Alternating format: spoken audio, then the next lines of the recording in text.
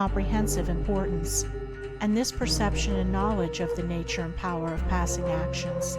will gradually open and grow within him as an added vision, a new revelation.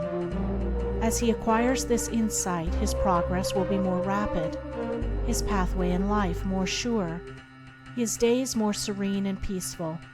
In all things, he will go the true and direct way, unswayed and untroubled by the external forces that play around and about him. Not that he will be indifferent to the welfare and happiness of those about him, that is quite another thing, but he will be indifferent to their opinions, to their ignorance, to their ungoverned passions. By true actions, indeed, is meant acting rightly towards others, and the right doer knows that his actions, in accordance with truth, are but for the happiness of those about him, and he will do them even though an occasion may arise when someone near to him may advise or implore him to do otherwise.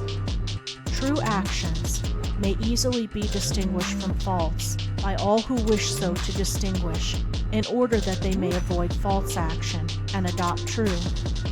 As in the material world, we distinguish things by their form, color, size, etc., choosing those things which we require, and putting by those things which are not useful to us. So in the spiritual world of deeds, we can distinguish between those that are bad and those that are good by their nature, their aim, and their effect,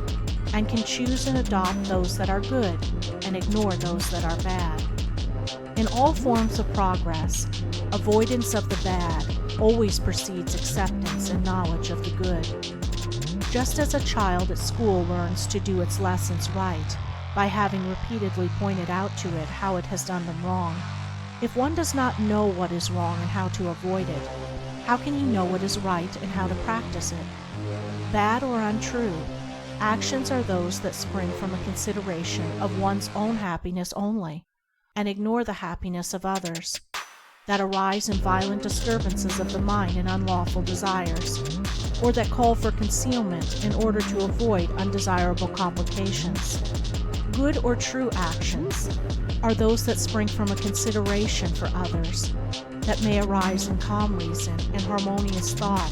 framed on moral principles, or that will not involve the